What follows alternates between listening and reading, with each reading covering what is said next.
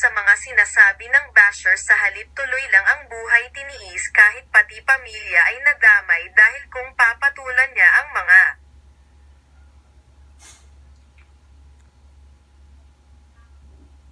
bashers baka wala siya sa kinatatayuan niya sa ngayon. Narito ating panoorin.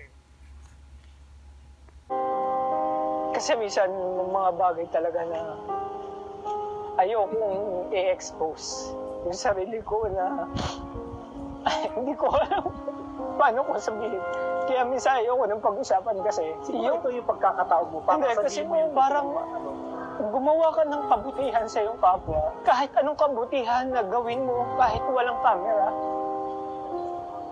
Ako, okay naman po sa akin tinatanggap ko yan kasi ang sa akin, as long as masaya ka sa ginagawa mo, totoo ka sa pinapakita mo sa kapwa mo, totoo ka yung pagtulong mo, basta totoo ka sa lahat ng ginagawa mo. Kasi ang makikinabang niyan, ikaw eh. Kung hindi mo nagagawa ng tama at hindi mo gusto yung ginagawa mo, bakit mo ba pinagpapatuloy? Bakit ka nag-grow? Mag-grow ka ba kung hindi mo ginagawa ng tama yung ginagawa mo? Kasi sa akin, nagbabase ako sa kung ano ang gusto kong gawin, yun yung ginagawa ko. Hindi ko pinapakita sa tao, kailangan magustuhan nila ako. Ito bibidyohin ko. Kailangan gagawin ko to para magustuhan ako ng tao. Hindi po. Hindi ako ganong klaseng tao. Basta lahat ng ginagawa ko, pinapakita ko. Importante kasi ang pamilya. Importante ang tao, ang bawat isa. Siguro sa iba dyan nakaka-relate kung paano tayo mabuhay. Kung paano mabuhay ng wala. Yung mga mahihirap dyan. Paano tayo? Diba? Nagtatrabaho tayo. Para saan? Para umasenso. So ako, nagiging way ako. Kumbaga parang gusto ko, yung tao na matulungan ko, dumating sa point na umangat din. Gaya ng sinasabi ko, ang pagangat ng isang tao, ang pagiging asensado ng tao, ay nasa sa kanya. Pinanganak siyang mahirap, hindi yung magiging batayan para ikaw ay hindi yung mamambalang araw. Kung ikaw magtsatsaga, maging masipag, at may goal ka sa sarili mo, may goal ka sa buhay mo, subukan mong abutin yung pangarap mo na yon. Maaabot yun. Walang imposible. Kahit anong obstacle pa dumating dyan. Gaya ko po, sample ko. Kahit anong sabihin ng mga tao dyan na masasakit na salita dyan, kahit nadamay pa buong pamilya ko, hindi yun naging hadlang para sa sarili ko, para abutin yung pangarap ko. At gaya nyo, Doc, na-appreciate nyo yung ginagawa ko. Thank you po sa Philippine Golden Eagle Award na binigay ninyo. Kasi kayo po, na-appreciate ako eh. Na-appreciate ako ng ibang tao. Siguro sa mga tao na nakakapagbigay tayo ng inspirasyon. At yung mga tao na patuloy na sumusuporta at naniniwala, doon ako nagpapasalamat. Sobrang salamat. At sa inyo po, sobrang salamat din. Kasi bibihira naman po ang magka-award ng ganito eh. Thank you so much, Doc, dahil isa yun sa nagpapatibay sa akin. Sa totoo lang, isa sa mga hinahangaan ko, maraming mga vloggers, maraming mga social media influencer na yung iba ninonominate ng mga fans. Pero ang pinili kasi namin talaga ikaw. Nung napanood ko po kasi, Nix, yung isang birthday celebration mo na I guess during pandemic din yun eh, parang medyo lumuwag na yung pandemic, na nagpa-concert ka sa may Green Hills pa yun na nagulat ako doon sa resort na ang daming mga fans na parang kang superstar. Alam mo yun, parang kang si Nora Honor. Sabi ko, sino ba po si Nix Molino? So nagkaroon ako ng interest, alamin, ano ka ba? Ngayon naputunan ko na, nalaman ko tuloy. Kaya ka mahal na mahal ng mga fans mo. Dahil una, totoong tao ka. Totoong pagmamahal, hindi lang nagbablog ka para kumita sa sarili mo. Oh. Buwan ni baby, may hirapan.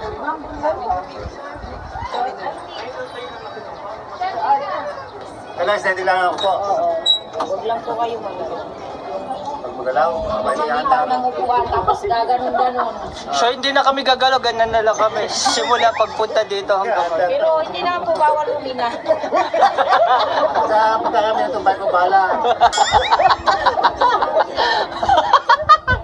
sige te. Sige. Additional Wag daw, hindi, ibig sabihin, wag daw malikot. bayad pa na.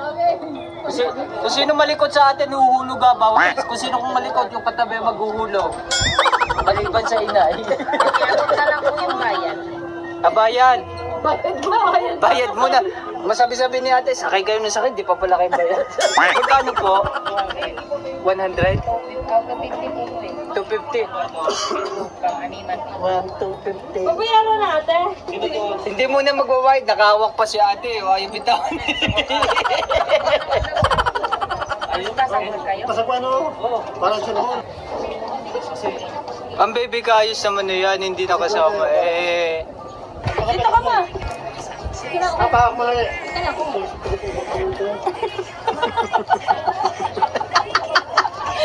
Ay, sa dulo si Sir. Smile, 1, 2, 3.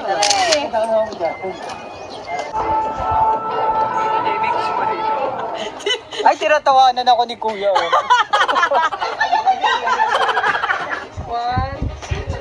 Pag kinagat ako nito, sasakalin ko to.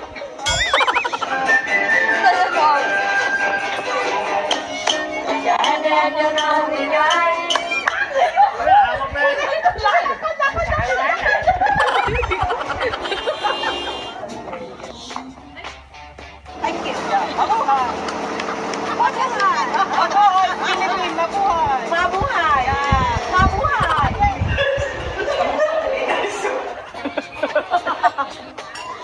Ay, ito! Harap ate! CB?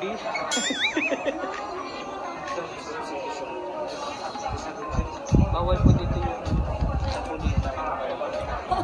Kaya pasang ka. Ikot ka dyan. Dito ka sa likod natin.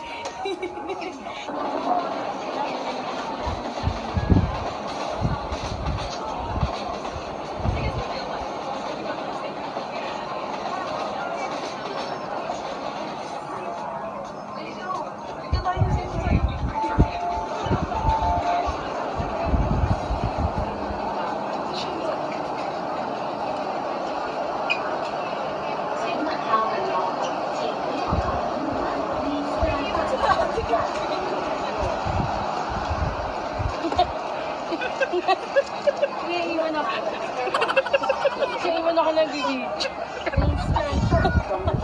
Naiiwan. Pwede ka nang makaano. Makakuha ng isda.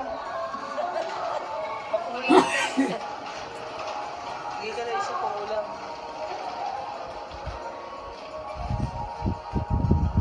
Nakatingin ka si Kaya.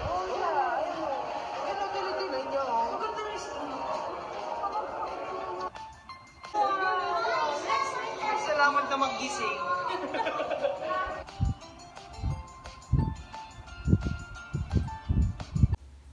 Ano sa palagay nyo mga ate, tama lang ang pananahimik ni Bunso? Kaya naman hanggang dito na lang muna mga ate, maraming salamat sa mga nanood at mga nag-subscribe. Lagi po tayo mag-ingat, God bless and bye bye.